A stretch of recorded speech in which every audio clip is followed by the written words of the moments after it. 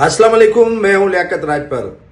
सिंध की राजधानी कराची में क्या हो रहा है, सिंध के काफी लोग इस तरफ तवज्जो दे रहे हैं कि वजीर आला जाए या न जाए, काबीना में रीशफलिंग हो न हो, अहल और नाल सेक्रेटरी उनके यहाँ मौजूद हो न हो, एमपीएस की सेक्रेटरी कोई सुने या न सुने, लेकिन अवाम को रिलीफ कितना मिला है।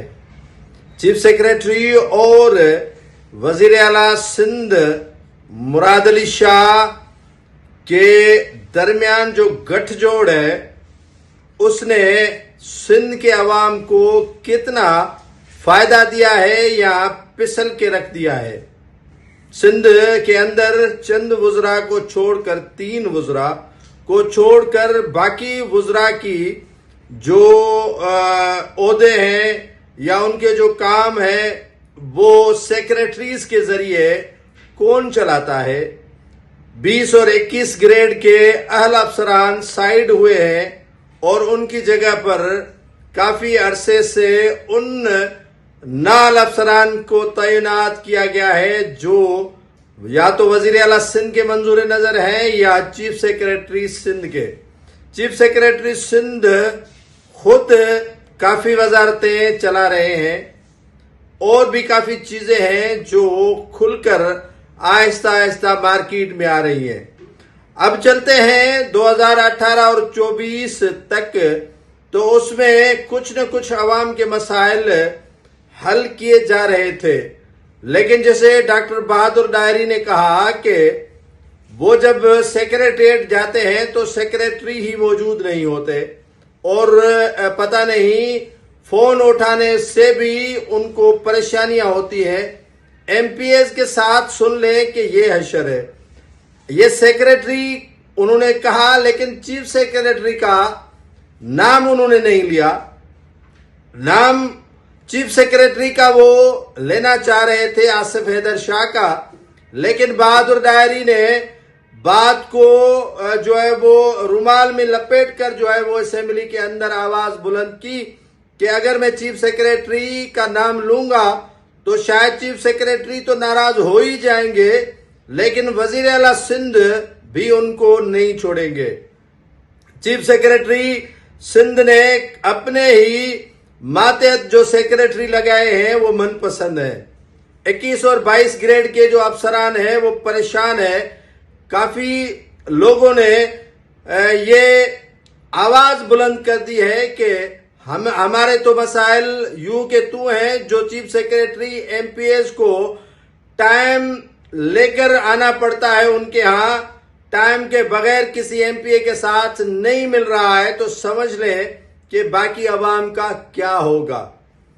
सेक्रेटरी फिनांस फयाज जतोई साहब के लिए जो इस्लामाबाद एस्टेब्लिशमेंट डिवीजन है, उन्होंने एक नोटिफिकेशन में रख रहा हूं, आप देख लीजिएगा, जारी किया है 7 जून को कि आपकी ट्रेनिंग है, तकरीबन जनवरी तक चलेगी।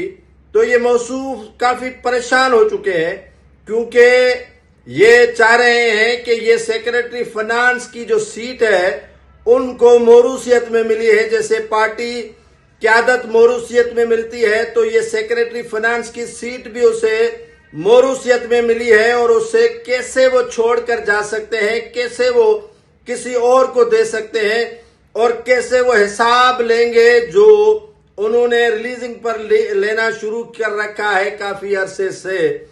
तो वो काफी परेशान नजर आ रहे हैं। वो चाह रहे हैं कि ऐसे सेक्रेटरी को लगाया जाए जो अगर फयाज जतोई साहब वापस आ जाए तो उससे कोई परेशानी न हो, लेन देन का जो मामला है वो भी साफ सुथरा रखे और उनके लिए कोई परेशानी पैदा न करे। तो यकीनन चीफ सेक्रेटरी भी इसमें सलाह मशवरे में शामिल होगा, वजीर आला सिंध तो होगा ही होगा। तो ये हाल है सिंध के ब्यूरोक्रेसी का, सिंध के गवर्नमेंट का। 3 और 4 वुज़रा को छोड़कर बाकी वुज़रा की नहीं सुनी जा रही है। उनके मुल्क में चीफ सेक्रेटरी जो है वो खुद चला रहे हैं या वजीर आला सिंध चला रहे हैं। چیف سردار ممن بخش مہر نے بھی تو یہی پکار کی تھی پارٹی قیادت کے سامنے کہ ان کا محکمہ یا تو وزیر اعلیٰ چلا رہا ہے یا چیف سیکریٹری سندھ چلا رہا ہے. ری شفلنگ یقیناً ہونی چاہیے یا ہوگی اور وزراء کی تبدیلی بھی ہوگی. 3 سے 4 سیکریٹری تو ویسے ہی جا رہے ہیں, ان کی ری شفلنگ ہوگی. تو یہ اب لسٹیں بنائی جا رہی ہیں کہ کون برخوردار ان کی سنے گا, کون برخوردار جو ہے وہ کسی اور کی سنے گا. تو سیکریٹری سطح پر بھی یہ حال ہے. تو آپ اس سے اندازہ لگائیں تو عوام کو ریلیف دینا اس حکومت کا کام ہی نہیں بچا. یہ عوام جائے تو اپنی جگہ پر جائے, مرے تو اپنی جگہ پر مرے, لیکن موجودہ حکومت نے ٹھان لی ہے کہ جو کچھ کرنا ہے اپنے لیے کرنا ہے, اپنے بچوں کے لیے کرنا ہے, اقربا پروری کرنی ہے, کسی کے کام نہیں آنا ہے. پیپلز پارٹی کے کئی ایم پی ایز رو رہے ہیں. پیپلز پارٹی کے کئی ایم پی ایز کی چیخو پکار ہے کہ بھائی ہماری تو کوئی سن ہی نہیں رہا, تو ہم چیخو پکار کس کے پاس لے کر جائیں.